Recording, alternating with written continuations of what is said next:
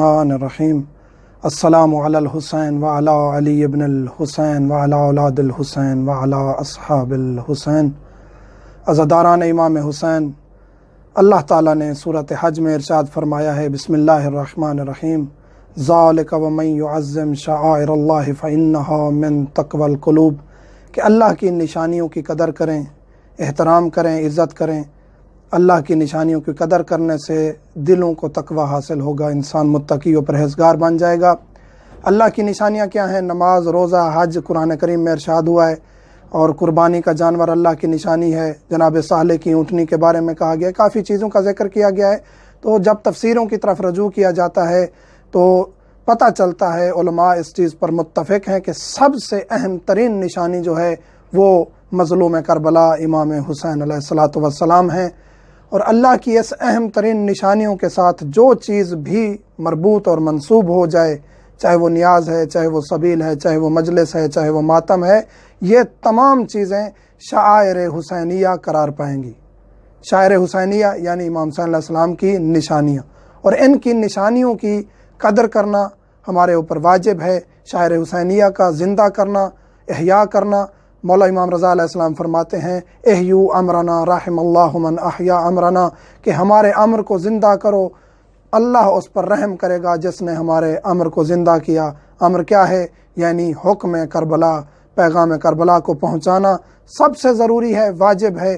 تبلیغ کربلا اول ترین فریضہ ہے ہر مومن پر۔ اس سے ہی پتہ چلتا ہے حسینیت کیا ہے اور یزیدیت کیا ہے۔ امام رضا علیہ السلام کا فرمان میں نے عرض کیا کہ یہ دلوں کو زندہ کرتا ہے۔ آج میں ذکر کرنے جا رہا ہوں ویسے ایک چیز شاعر حسینیہ میں سے، وہ ہے مجلس عزا۔ مجلس عزا برپا کرنے کا بہت زیادہ ثواب ہے، احادیث میں موجود ہے۔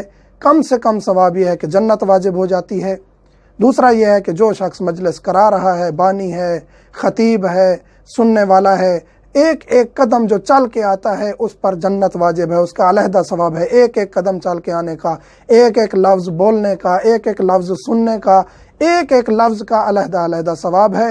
اور پھر آگے ایک حدیث میں ہے کہ جس شخص نے مجلس امام حسین علیہ السلام میں اتنا آنسو بہایا کہ وہ مکھی کے پر کے برابر تھا، زیادہ آنسو نہیں، فقط ایک مکھی کے پر کے برابر اگر اس کا آنسو نکل آیا ہے تو اس کے تمام گناہ معاف ہو جائیں گے۔ مولا فرماتے ہیں کہ جتنے گناہ بھی ہیں، چاہے کہ وہ سمندروں کے نمک سے بھی زیادہ ہوں، سمندروں کی جھاگ سے بھی زیادہ کیوں نہ ہو، وہ گناہ اس انسان کے معاف ہو جائیں گے۔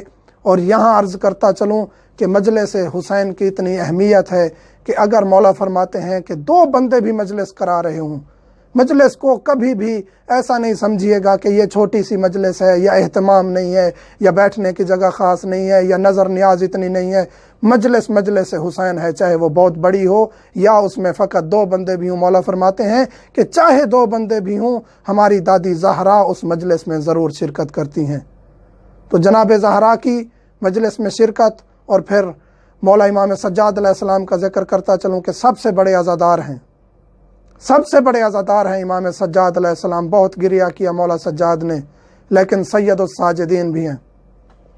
یہاں یہ ایک بات ذکر کرتا چلوں کہ آج کل پیغام آئے ہیں، آداب عزاداری، آداب مجلس، بہت اچھی بات ہے، بہت اچھے پیغامات ہیں۔ یہ تمام کے تمام آداب آٹومیٹکلی ہمارے اندر آ سکتے ہیں جب ہمارے ذہن میں یہ ہو کہ ہم جس مجلس میں جا رہے ہیں وہاں جناب زہرا ہیں۔ ہم جس مجلس میں جا رہے ہیں ہمارے وقت کا امام بھی وہاں موجود ہو سکتا ہے، ہمارے وقت کا امام بھی ہمارے سامنے ہے۔ ہماری نظریں آٹومیٹکلی جھک جائیں گی، ہم باوضو ہو کر جائیں گے۔ ہم مجلس کے آداب کو، مجلس اور خطیب کا اول ترین فرض یہ ہے کہ یہی دن ہے جس میں آپ مقصد حسین لوگوں تک پہنچا سکیں۔ اپنے نانے کی امت کی اصلاح کے لیے نکلا ہوں، تو امت کی اصلاح کرنی ہے خطبہ نے، یہ پیغام ہے عزاداری کا۔ مجلس کی اتنی بڑی فضیلت ہے تو ہمیں چاہیے کہ مجلس کو ویسے ہی برپا کریں، ویسے ہی مجلس میں حاضر ہوں، ویسے ہی مجلس کو انجام دیں، چاہے وہ بانی ہوں، ذاکر ہوں، خطیب ہوں، علماء ہوں، سامعین ہوں، سب کو چاہیے کہ ایسے انجام دیں مجلس جس طرح کے اہل بیت مجلس کرایا کرتے تھے، تاکہ پتہ چلے مجلس کے بعد عزاداروں میں کہ ہاں جی کچھ فرق آیا ہے۔ سید الساجدین کون ہیں سب سے بڑے عزادار ہیں مولا حسین علیہ السلام کے، لیکن سید الساجدین ہیں، یعنی سجدہ کرنے والوں کے سردار ہیں، عبادت کرنے والوں کی زینت ہیں۔ تو عزادار کی کوئی نماز قضا نہیں ہونی چاہیے، چاہے جتنے بھی تھکے ہوئے ہوں گے، جب نماز پڑھیں گے تو خداوند کریم، ایک وہ وقت ہوتا ہے جب نماز شب انسان ادا کرتا ہے تو خدا کی ذات فخر کر کے کہتی ہے یہ میرا بندہ اٹھ کے نماز پڑھ رہا ہے اور باقی سو رہے ہیں۔ اور جب عزادار عزاداری کے بعد عزاداری کے دوران نماز پڑھے گا تو اس وقت بھی یقیناً خدا کی ذات فخر کر کے کہے گی آج حسین کا مقصد مکمل ہو گیا۔ آج عزادار دیکھیں نماز بھی پڑھ رہے ہیں، دین کی تبلیغ بھی کر رہے ہیں، حسینیت کا پرچار بھی کر رہے ہیں۔ عزاداران امام حسین تمام مومنین کو اپنی خصوصی دعاؤں میں یاد رکھا کریں، کیونکہ عزاداری اور جب آنسو نکلتے ہیں تو وہ وقت ہوتا ہے جب کوئی بھی دعا ٹلتی نہیں۔